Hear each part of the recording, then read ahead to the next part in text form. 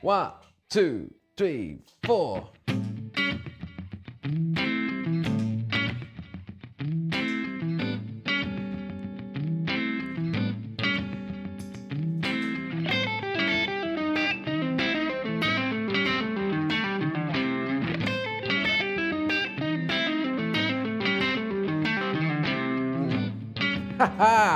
One more time.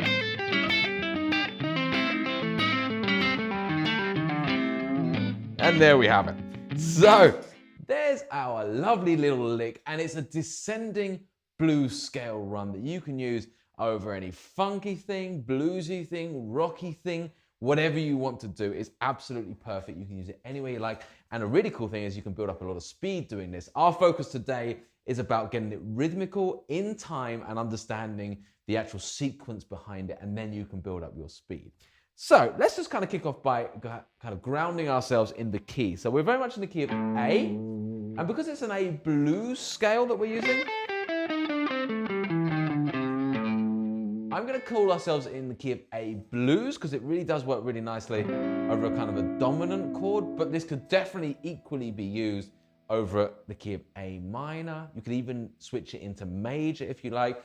Fundamentally, just try and remember it as this box of the blues scale, or the minor pentatonic box 1. Okay, so let's just go through it really slowly first. It sounds like this. Almost.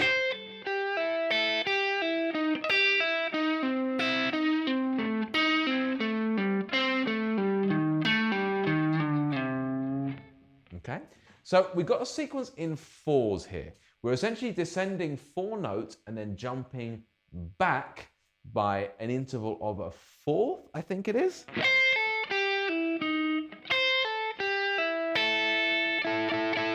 This interval here, so from there up to there, okay? Which is a 4th, but we could just think of it as we kind of skip 1 note and go back up. So if you've got these top notes of the minor pentatonic, that's 4 notes. 1, 2, 3, 4. Then we kind of, rather than going back to this note, the one we just did, you do get sequences like that. Instead, we're skipping that one and going back another note. So we get, and that's the start of our new sequence. Then we descend 4 from there. So any of these fast runs typically are some kind of sequence. So in this instance, we're doing 4 notes descending and then skipping 1 and going back. Okay, so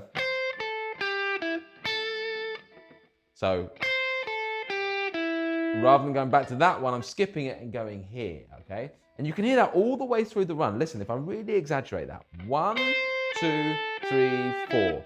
1, 2, 3, 4. 1, 2, 3, 4. 1, 2, 3, 4.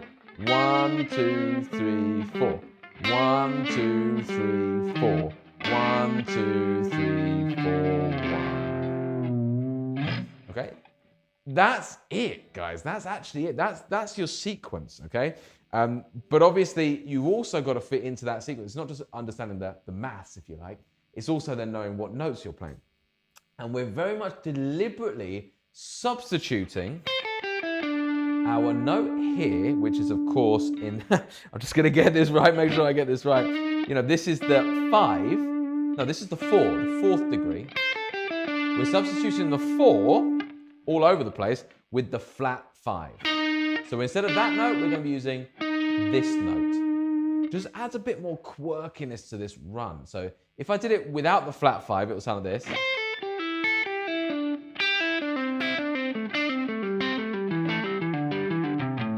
Which you've heard a million times before. With the flat 5 instead.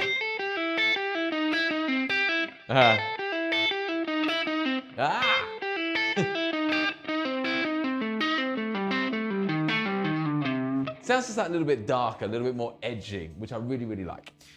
So let me just kind of go through it slowly for you, bit by bit. The only other thing to bear in mind is with my right hand, I'm using a little bit of hybrid picking, okay? So when I'm doing my descending notes, I'm doing pull-offs. So pull off, pull off.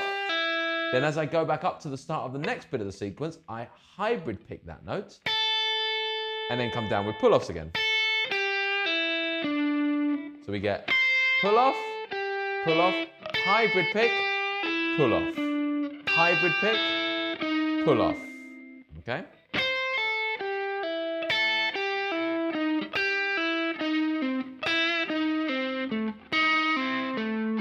Hybrid pick, and that's the end. Okay? So just watch that hybrid picking hand by itself.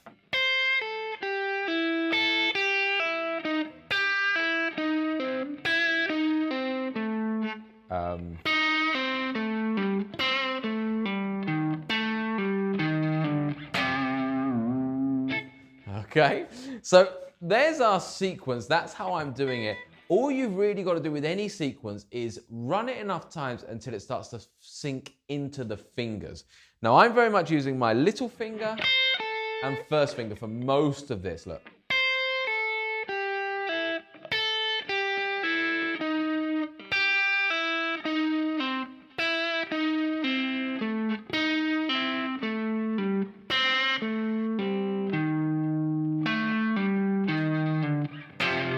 Now notice, as I kind of learn it and as I play through it, I very much separate those 4 notes each. So we get this kind of 1, 2, 3, 4. 1, 2, 3, 4. 1, 2, 3, 4. 1, 2, 3, 4, and so on like that. But as I start to get it together, I want to try and blend them all in.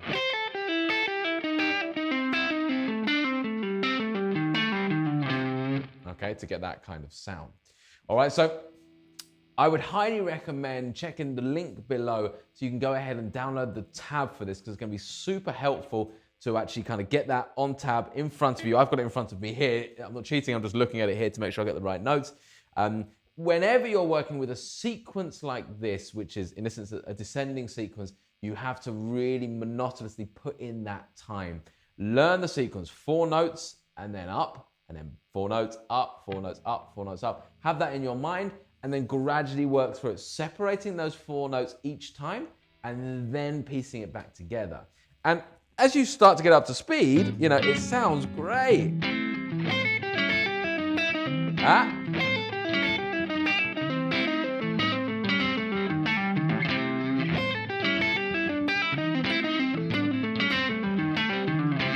Almost. Ha!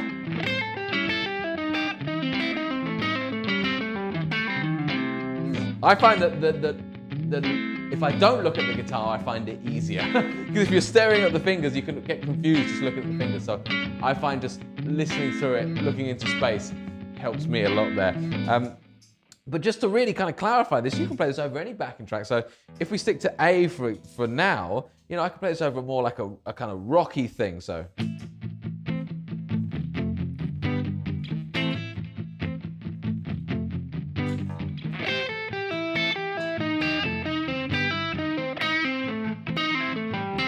If I play it, right.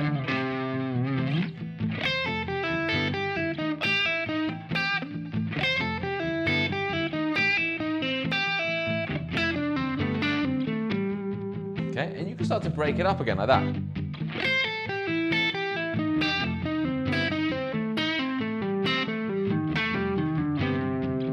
You can even start to get it a little bit faster. So if I do it double time, so.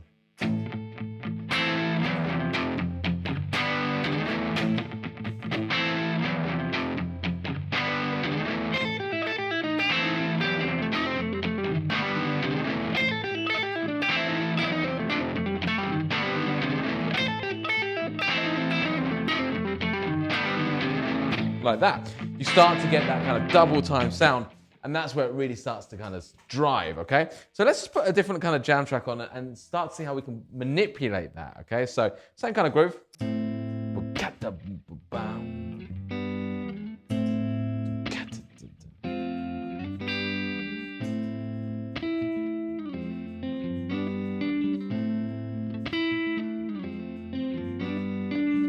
That's nice. So that's in A minor, right? So can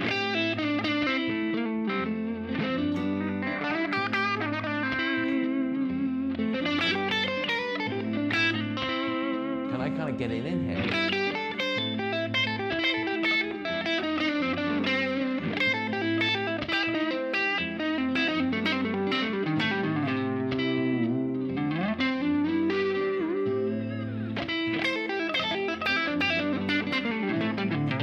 You can start to try and get it in there.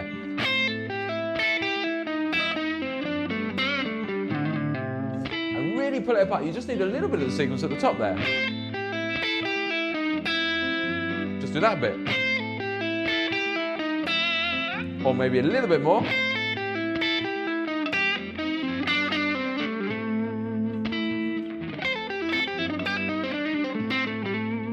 You can see how you don't have to do the whole thing. Of course you can. But fundamentally, you can just break it into little bits. You can just do a little part of that.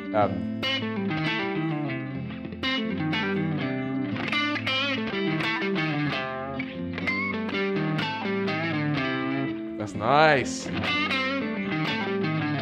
That's just taking a tiny little chunk of it. So again, as I said in every video, I do this process of really manipulating the lick, seeing what I can get out of it. But the first thing, of course, is to learn the lick. So head on over to the link below to make sure you get that lick in the link, and give it your best shot. Try it out, see how you get on. Remember, you don't have to play it blisteringly fast for it to sound good. I think it still sounds good at a very mediocre speed. It's just kind of because it hits some of those quirky notes which add something to your playing. So best of luck with that, and I'll see you again for another lesson.